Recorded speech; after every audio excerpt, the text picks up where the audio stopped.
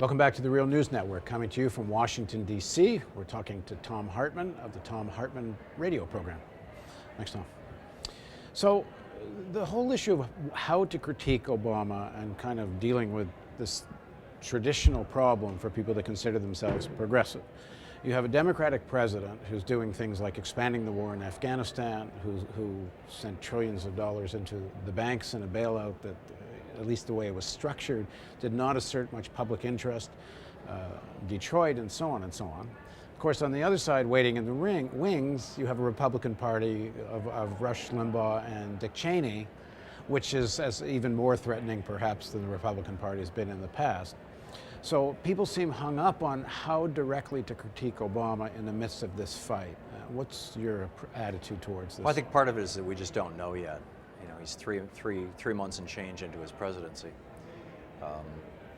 But perhaps a larger part of it is that, and I said this on the air for a long, long time, basically ever since Hillary Clinton lost the primary, is that, and not as a way of putting down Obama. I was a big supporter of his and very hopeful that he would be the next FDR, and I still am, actually. But I think that he's the national Rorschach test. I think that conservatives projected their worst fears on him, and I think progressives and liberals projected their greatest hopes on him. And he was very, very ambiguous, and has been throughout his political career.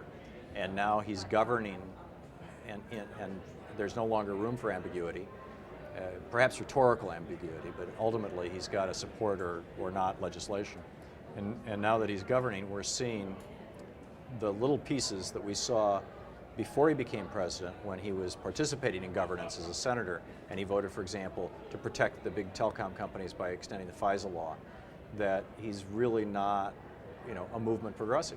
Never was. And never was. Never pretended to be. Never, and that's true. I mean, everyone, his anti-war speech in 2002 was that it was a stupid war, not that... Not that war is bad. Well, not only not war is bad, but not that empire is bad, not that the assumptions behind needing a dominant America. In fact, quite the contrary. His critique of the Iraq War is it weakened America's ability to project its power. Right. Not there's something wrong with projecting the power. Which was a correct analysis, although the underlying assumption, as you point out, was subject to challenge, and certainly wasn't by him. So, how is he going to do? We'll see.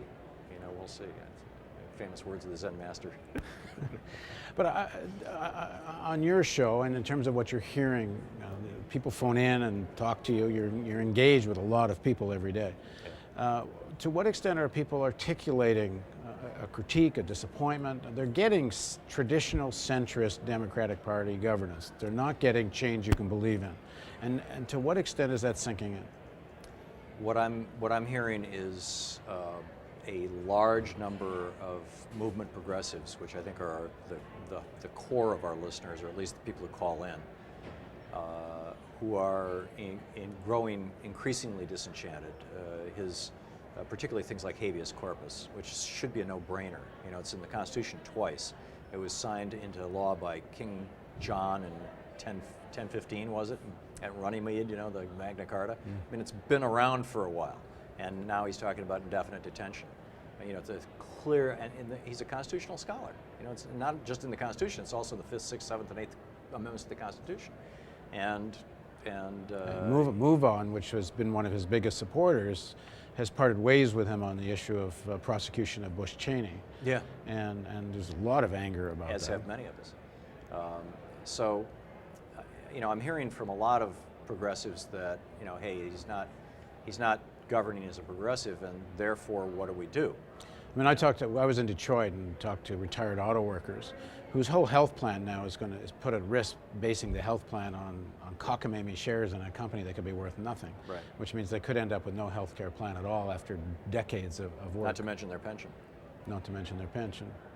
So out of all this, what's your sense of what will emerge for, I mean, mostly, you must have a lot of progressive listeners who are also workers.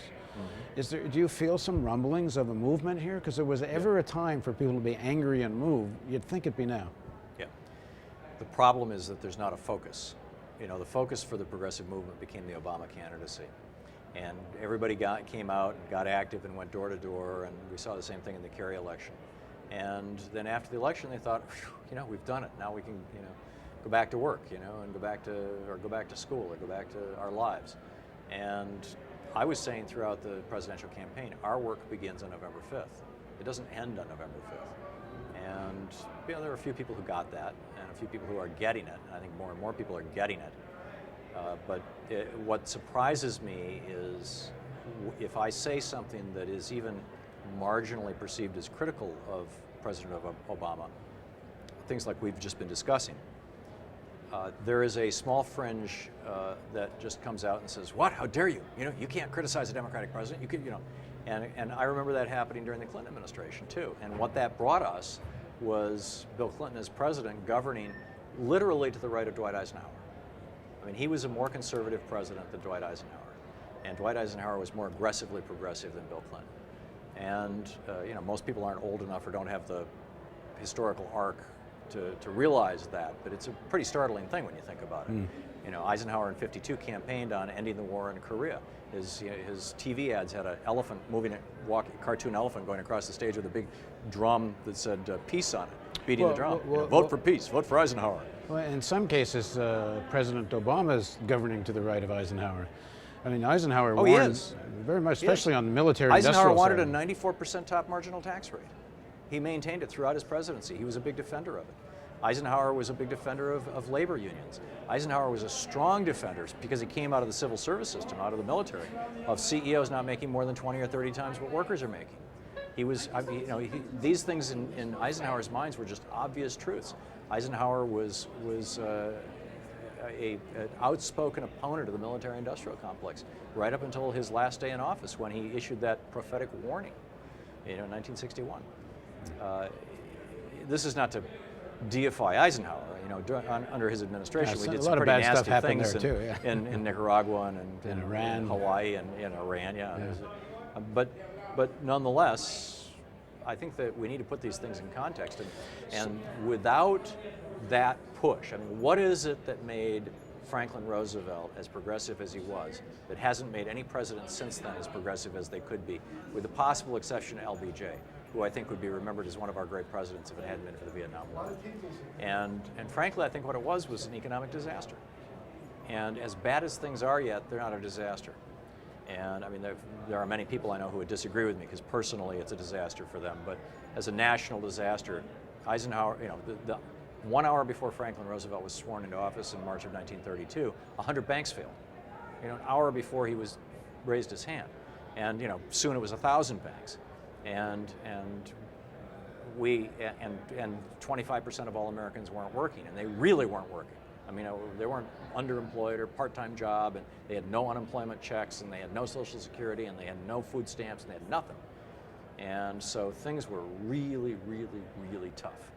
And I am concerned that without things being that ferociously bad, we're not going to see the kind of really progressive reforms that are necessary. Remember that the most progressive countries in the world are mostly in Northern Europe, and their progressiveness came out of their experience in World War II, of utter devastation, absolutely utter devastation. Well, people had better prepare for such a thing, because the other thing that can come out of utter devastation is Mad Max territory and police state stuff. That's right. Both things are possible. Mussolini, Hitler, and Franco were all, arguably were all as much a consequence of the Great Depression as was Roosevelt. Well, frankly, the reason we're doing the real news, and here I'm pointing there, is for these moments. What's coming, because if we don't build some institutions that are independent, that can stand up in the midst of this, then the Mad Max stuff is highly likely. And that's why I show up in my radio studio every day. And we're happy you do. Thanks very much for joining us, Tom. Thank you, Paul. And thank you for joining us on the Real News Network.